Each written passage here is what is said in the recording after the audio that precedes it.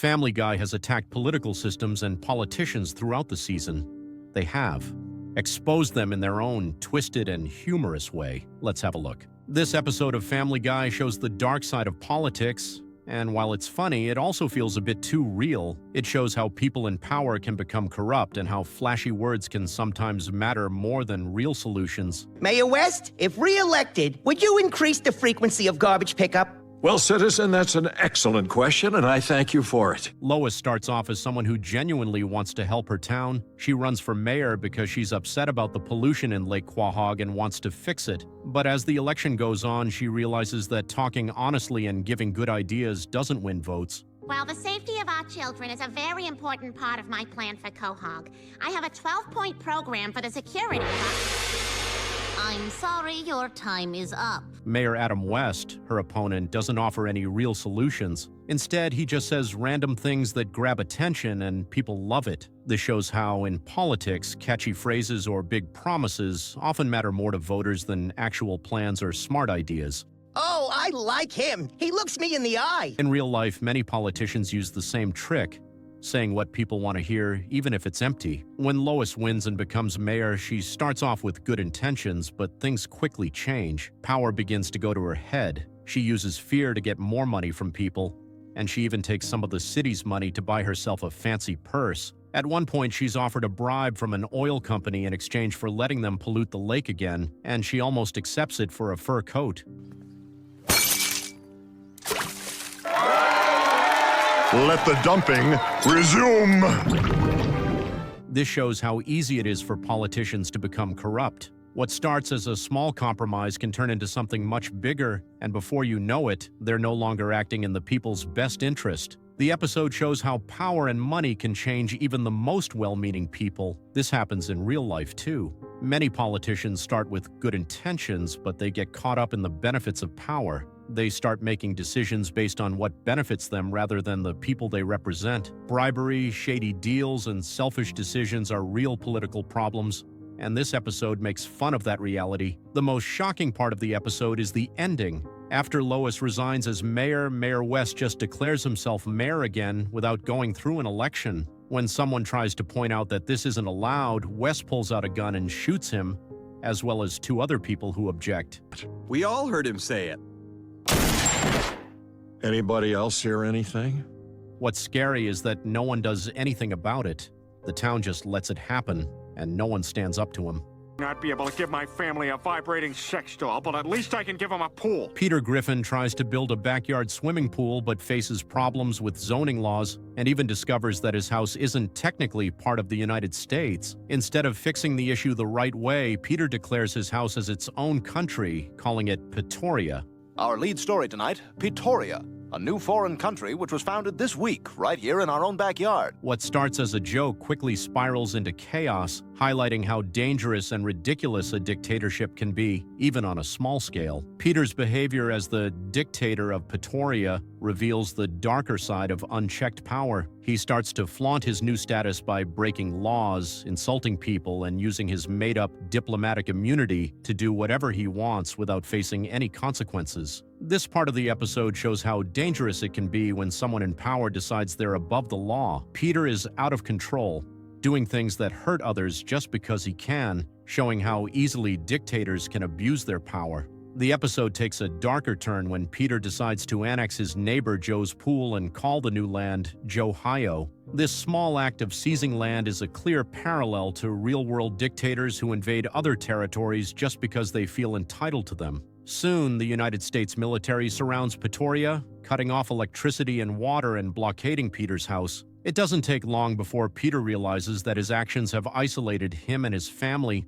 pushing them into a corner. This episode cleverly mocks dictatorship and shows how dangerous it can be when someone in power stops listening to reason and starts using their position to take whatever they want. I knew there was something about this date, September 1st, 1939. Stewie, Brian, and Mort are accidentally sent back in time to one of the darkest moments in history, Nazi-occupied Poland in 1939, right when World War II begins. As they try to return to the present, they quickly realize how terrifying and oppressive life is under a dictatorship like Nazi Germany, where power is abused and human lives are controlled without mercy. One of the first things we see is how dangerous it is for Mort, who is Jewish, to be in Nazi-controlled Poland. He's immediately at risk simply because of his religion, and this shows how dictatorships strip people of their basic rights, treating them as less than human. The Nazis hunt him down as soon as they discover his identity, and it becomes clear that under a dictatorship, the government's power can mean life or death for the people. As the trio tries to escape, the episode cleverly highlights the absurdity and horror of dictatorship. The Nazis blindly follow their orders, chasing down Mort, Brian, and Stewie without questioning anything. This reflects how people in real-life dictatorships are forced to follow the rules of a brutal leader, even if it means committing terrible acts. Stewie and Brian's disguises as Nazi officers also show the importance of power and appearance in these oppressive regimes, where who you appear to be can make the difference between life and death. The episode also touches on how dictatorships hold on to power through fear. When they meet the real Hitler in the lab, it's clear that his control over people is total. He has the power to order executions at will. Peter makes an absurd statement saying anyone against the Iraq War must be gay. Anyone who doesn't want to go to war is gay. I want to go to war. Oh, yes, we should definitely go. Yes. Mocking how simple-minded arguments can sway public opinion. This highlights a dark truth about U.S. wars, where complex issues like war and invasion are sometimes reduced to slogans and peer pressure. In reality, wars like Iraq have caused countless lives to be lost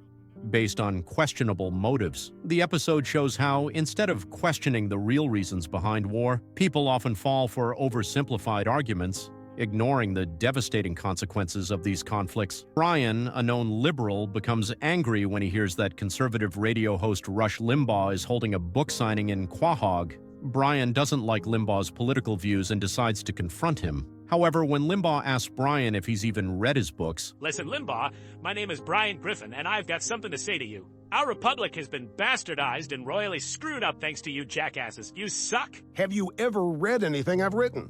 Well, no, I haven't, but I've read things other people have written about the things you've written, and I do not approve of the things I've read from others about the things they've read from you. Not one bit, sir. Brian realizes he hasn't and is left speechless. As Brian leaves, he gets mugged by a gang, and in a surprising twist, Limbaugh shows up to rescue him. Feeling grateful, Brian agrees to read Limbaugh's book, and to his own shock, he starts to like it. After reading the book, Brian suddenly becomes a Republican. This confuses Lois, who knows Brian has always been a liberal. She thinks Brian is just pretending to like conservative ideas so he can feel smarter than everyone else. She accuses him of being a contrarian, someone who just disagrees with popular opinions for the sake of it. This is a clever way the episode shows how people can sometimes change their views just to stand out or fit in, rather than believing what they truly think. Brian meets up with Limbaugh again and becomes fully invested in the Republican way of thinking. He even moves in with Limbaugh, but quickly becomes an annoying guest. Brian starts replacing all of Limbaugh's things with American-made versions, which end up being terrible. Eventually, even Limbaugh gets tired of Brian's blind devotion to the Republican cause. This episode cleverly exposes the flaws in blindly following political ideologies without really understanding or believing in them. Brian switches sides so easily, but not because he truly believes in conservative ideas. He just wants to rebel against the liberal establishment and feel different. This highlights a dark side of politics. People sometimes follow political parties not because of their beliefs, but because they want to feel like they belong, or because they don't want to be seen as going along with the majority. Let us know your thoughts in the comments. Which political episode do you like the most? Hit the like button, subscribe to the channel, and don't forget to ring the bell icon so you always stay updated on all things Family Guy. See you in the next one.